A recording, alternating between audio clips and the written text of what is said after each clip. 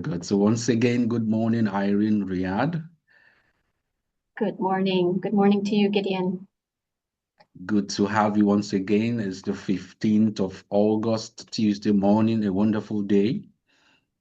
And we are so excited to have you once again to be the part of the Force of Leadership Thought 2025. It's a pleasure to have you, Irene Riad. Thank you so much. It's a pleasure to be with you, Gideon, and with your audience. And thanks for the invitation. I'm really enjoying our chat. Awesome. Ladies and gentlemen, we are going to be having a wonderful, a supercharged 30 to 40 minutes conversation with Irene Riad. Irene Riad is an executive coach, a depth coach, and much more. And even more importantly, she is the author of the book. Yeah, let me see how this is showing in my screen. Okay. Radical Becoming the Super Power of Success, and also an entrepreneurial guide to turning setbacks into legacies. And that is critically the message that Irene Riad is sharing with leaders across the world, leaders across the continent, executive coaches, developing leaders around the world. This is a powerful message from Irene Riad to the world. Please do get a copy of yours on Amazon and every other available channels. This is mine. You cannot have it, so you got to get yours. Ladies and gentlemen, Irene Riad, it's such a pleasure to have you once again. This is the second part of our discussion. And in this section, we hope to ask you some very common but very strategic questions concerning the work that you do across the world with top level leadership, with individuals, executives around the world, and just to quickly get a more deeper sense of the work that you do, and then ask some strategic questions and hopefully to take our pen and our paper and write some insights down from you, Irene. It'd be a pleasure. I look forward to it. Now, you talk about radical becoming, and in your writing, in the book, I came across a lot of insight and wisdom that triggered some questions in my mind. And I want to give the listeners and the audience the benefit of understanding from you. What is the call to become more that you talked about in your book? And how can leaders better understand what it means to become more? Lovely question. Thanks for the question. So, the essence of radical becoming is about showing up more of yourself, Mhm. the core of yourself. And I define becoming yourself as not the ego self, which we may think we are, not the personality. There is a hidden part in us that is actually a lot more larger, greater, expansive. I consider it to be the soul. Like there is an inner voice. Sometimes leaders, when I work with them, we connect it to that soft inner voice. Soft meaning it's not soft meaning it's quiet. It's usually not the loud voice that screams in our head, the critical one. So it is about tuning in deeper into that voice, because that is the essence of who we are, meaning we were born with that voice. And these are some of the principles and beliefs Mhm. that are foundational to radical becoming. That we were born as a soul and we have a body And so part of our human existence is at some point, and I call it like the midway of life, where we tuning in and becoming more of who we are, who we're actually destined to be, becomes really the calling, the call to become more. And hence, when I work with leaders, to bring it a little bit more practically, there is a point at which all of us, it differs from person to person, but there is like a midpoint in life where the person, the person whom we are, has allowed us to reach to a certain stage of success, which is great, but continuing on the same wavelength of beliefs, values, habits, practices will hold us back, not harm us necessarily, but holds us back from reaching really the greatness of our soul, the becoming more of who we are at our true essence. You know, I think about leadership a lot because for me, that is strategically my mission and my purpose in life. I gravitate towards leaders. I seem to know how they think.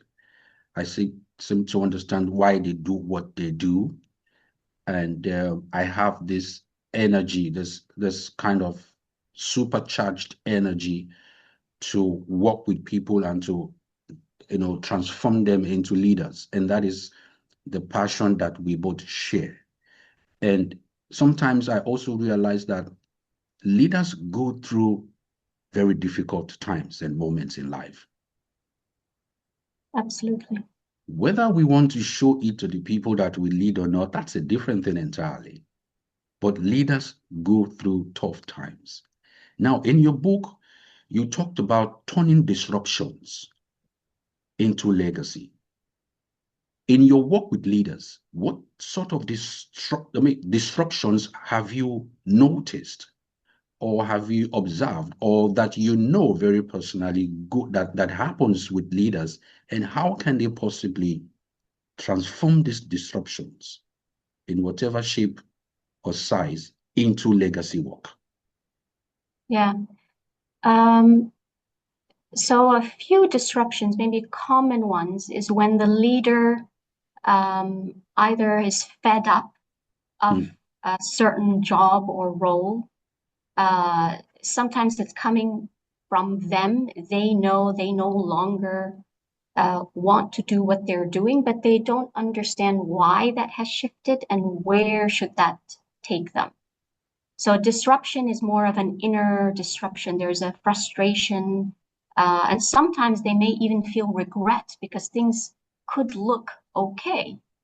They have the title, they have the payment, they have the family. Like things on paper seem visibly outside okay, but inner wise, the disruption is so big that it's they no longer want to keep doing what they're doing. And sometimes that disruption is actually also made redundant, uh, fired, something where the job no longer exists as they know it. And they're at a stage in life where they were already asking themselves, kind of, who am I? Is this it in life? Is it just about the next job? So they coincide. So there could be that kind of disruption from a career, professional life where they've reached a stage and it's like they're stuck. And they don't recognize it maybe as a disruption. They recognize it as stuckness or something's wrong with me, but there's disruption happening inside. And then there's the one that actually loses the job and is now needing a new direction, and they may think it's just next job, but there's a lot happening there that, if unpacked and understanding the context of the leader in their life, in their personal life path, something else could arise. mm, There's also the personal disruption. So leaders who are running companies, but they have a family disruption. It could be a divorce, a child passes away, or something that happens on a personal side that starts to question, what am I doing running this business? Where is this taking me? What's next? Because these disruptions, whatever they are, and they, however people define it, big or small, it's not in my eyes, it's their eyes. So everything matters, whatever they're feeling. I'm not measuring them on any scale. How they come with that disruption is important. But every disruption makes us question meaning. It makes us question what's true? What do I really want? Because we realize life is short. We realize happiness is in moments that maybe not described in the grandiose of business or big achievements. They're actually simpler things. And it just then makes us shine light on different things. And it's where this disruption, obviously disruption, there is a period where we're not happy about it, and we don't need to make peace with every disruption, but taking the wisdom out of this disruption. It's here to teach me something. And although it's still painful, if I can learn what it's trying to teach me and I can step up from it, and however we decide up, like step further, step up, even with it, sometimes the disruption may still be there. It's not about fixing a disruption. It's what is it telling me to look at, and how do I move forward so that and that's why I say I use the disruption. I leverage that disruption so that I move in another path, or maybe move in a slightly nuanced path than I had planned. So I feel fulfilled. Wow. Now, let's unpack what you've just said now, because there's a lot of nuggets of wisdom in what you've just said now. And I want to advise everyone listening to this conversation, if you're having any serious challenges in your leadership, however small, little, or big it may be, that is a wonderful opportunity for you to listen to Irene Riad and possibly to find a way to book a session with her and get to find solutions to this question. This is a powerful woman speaking on a subject that is not unfamiliar to her, something she has lived through and she has survived. And this is a wonderful opportunity for you, ladies and gentlemen, to contact Irene Riad and then to get to know how she was able to successfully navigate this journey of transition into legacy. Irene, tell us one more time, how easy is it for leaders to go through this disruption, and how can leaders, in fact, how does this disruption affect a leader's effectiveness if care is not taken properly? Yeah, disruption disorients us just by the nature of what happens. Something it puts us off balance. So if we're not paying attention or taking care of ourselves mentally, physically, spiritually, relationally, like I talk about these 7 kind of ways of just lenses, if we're not looking at that, disruption will swallow us. We could easily get overwhelmed, uh, be reactive in trying to fix something versus trying to still stay focused on the future while grieving it, because grief is important as well. Disruption means the end of something and the beginning of something. And sometimes too long we focus on the ending, and our mind quickly goes there because biologically and neurologically, we can spot always the threat and the harm. And that's how, as human race, we've survived, is always being prepared from dying from threats and from all that. So disruption can take us easily into a spiral of what did I do wrong, the dooms of what this disruption will bring. And for a few minutes, of course, this is natural. Maybe depending on the disruption, how long, maybe a week or a few days. But then if we're not paying attention, okay, I need to grieve this because this is a process.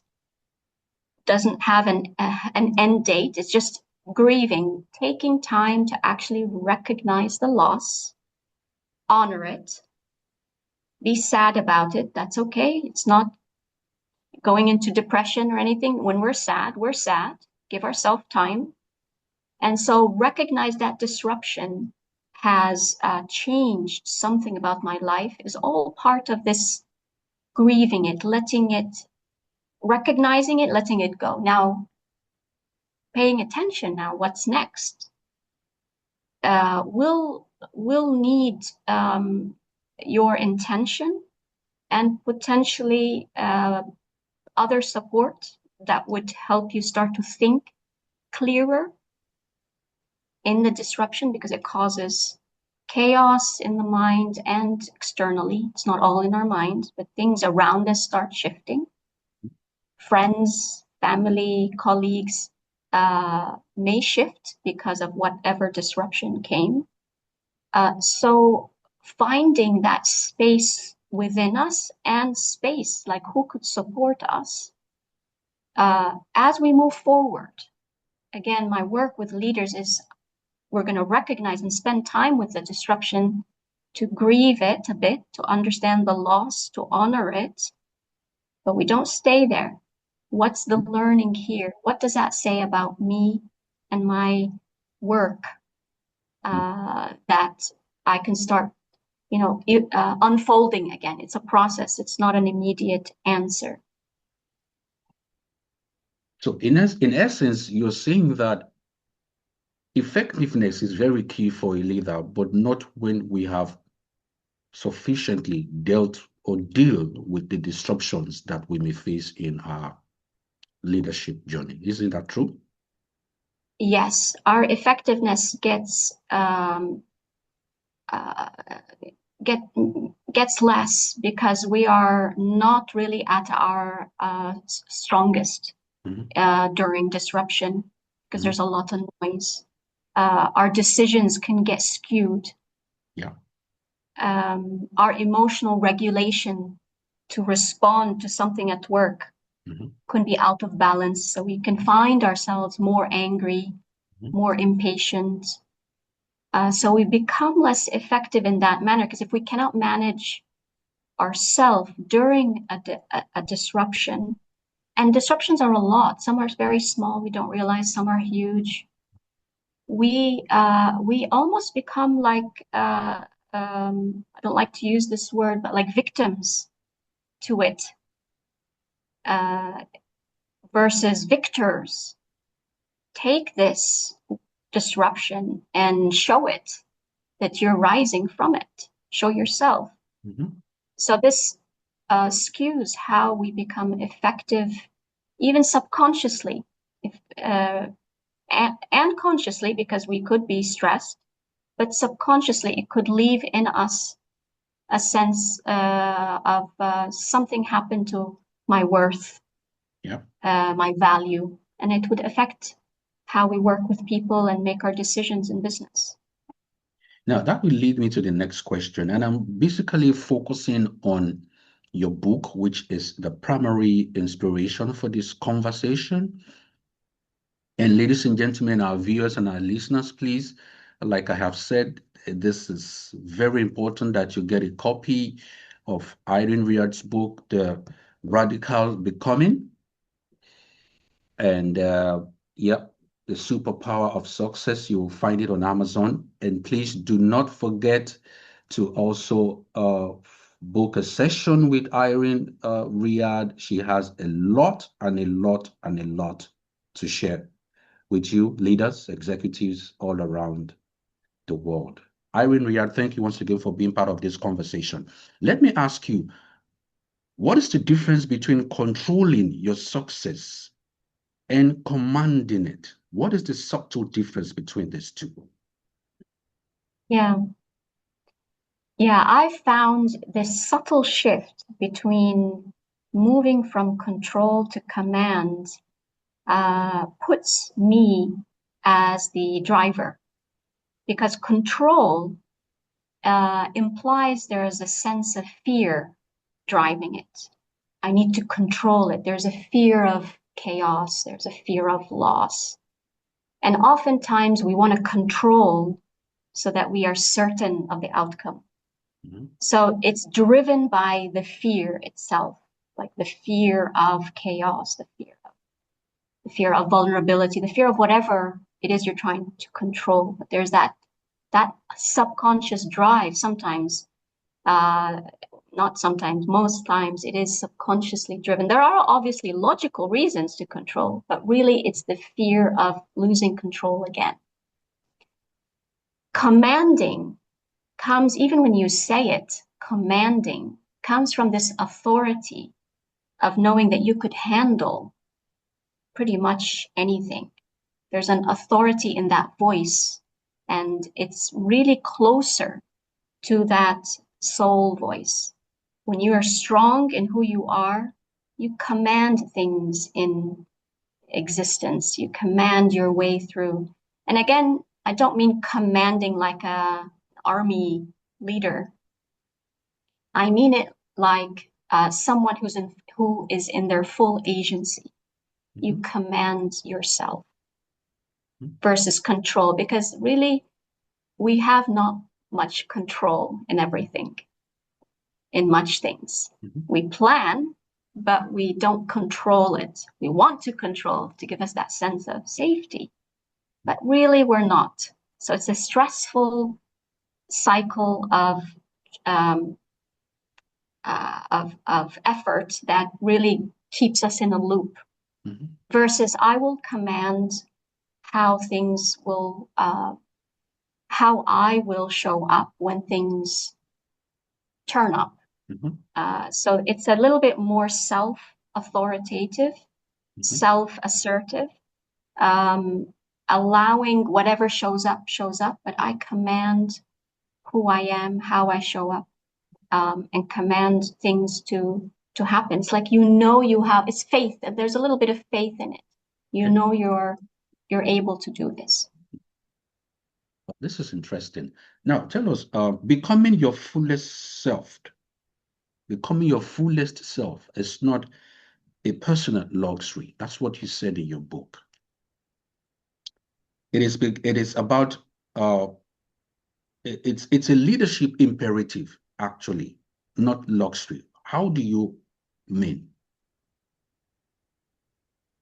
Becoming your fullest self is no longer a luxury, because as a leader, when you commit to becoming a leader, Mhm.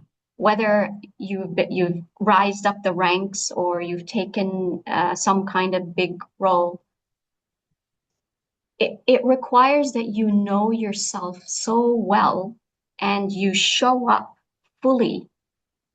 Um, fully meaning you know what's in your shadow, you know drivers that make you do certain things, you know where your strengths are. And so if you're taking a role as a leader, and leadership is uh, uh, more of a journey that is sacred, if I call it like that. Mhm. It's a journey that you don't take lightly. Then it requires you to really study yourself, know yourself, so that you really become all of who you can be to serve the people, so that you're also effective, and efficient and able to impact people. That's where I meant it's not a luxury. It's not a, I'll know more of me when I get a training. No, it's something you actually start to do almost every day. You pay attention to who you are, how you're showing up, and do the work outside of any training that the company gives you, or you find, or you find it in just a course. It becomes really a full-time job with your leadership. Mhm. Wow. Now, very quickly before we round off, Irene, I want to take your mind a little bit out of your sphere of influence, which is with top level leaders, executives around the world, highly influential personalities dealing with individuals who are running businesses and what have you. Let me shift your mind a little bit into the global world. What sort of disruptions do you see around the world right now that upsets you so badly, and you are wondering, why is it like this? And maybe I'm trying to ask, how does that relate to the work that you do? Okay, Mm. what are these disruptions that you see around the world globally, and how does it relate to the work that you do? Obviously, in our context globally now, the wars that we see in different countries, Mhm. the famine or the lack of food and nutrition that we see in countries, the race to certain weapons, and the list goes on, environmental uh, disruption, and are we getting the laws that we need? Are people practicing and so forth? And every country has their own things that they're dealing with. Now, when I see this disruption, my mind automatically goes in two ways, really. One way is, gosh, I do sometimes sit with how some people just are in no way conscious. So they're reactive and driven by an ego that thinks Mhm. life and death is near, and there's fight everywhere. But my bigger vision, my bigger perspective is that this requires that our work needs to grow more and more and faster, and start with younger generations. Okay. It's like start with younger and also still hold that impact at the top, because people are still the leaders at the top are still driving this. So Mhm. it's kind of like a bottom up and a top down, Okay. which is where I think it opens. Actually, I find people now, because of all this disruption, are looking Mhm. for more meaning.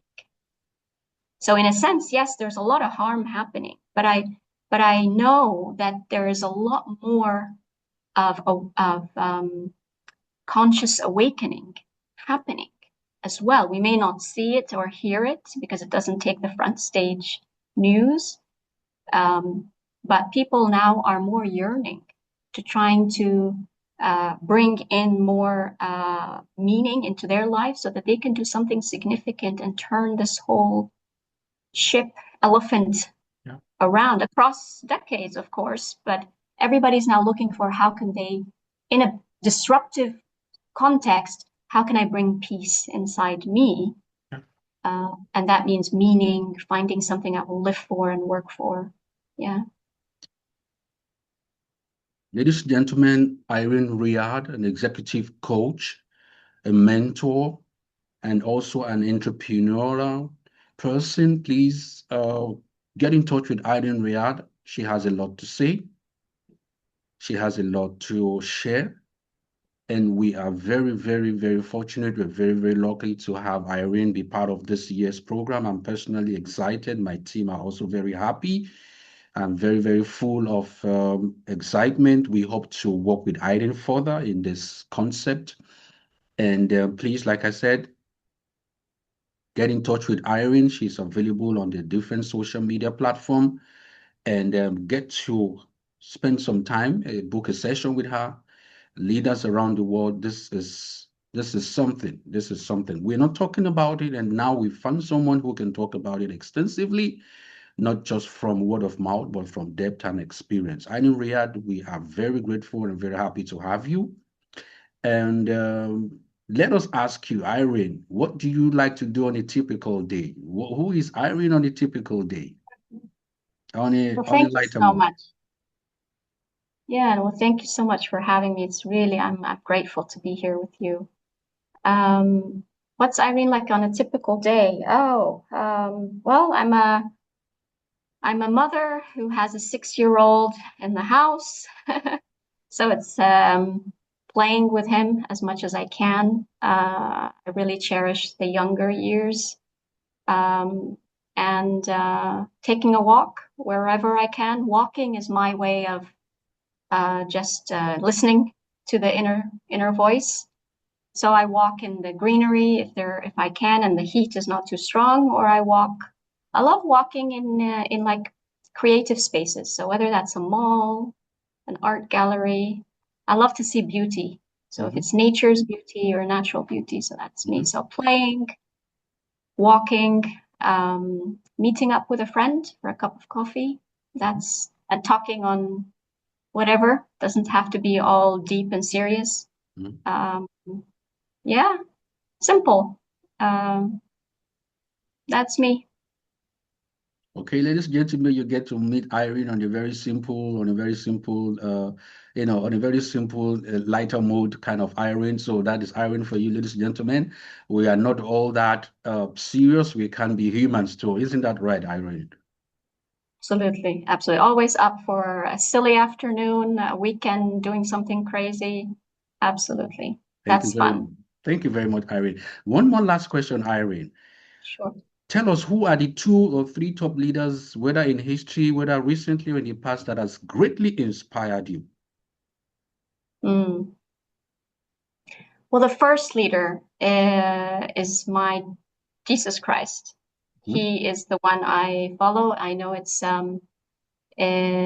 more of a spiritual, religious side, but mhm, my Lord. So I mhm, always kind of check in and follow and try and see.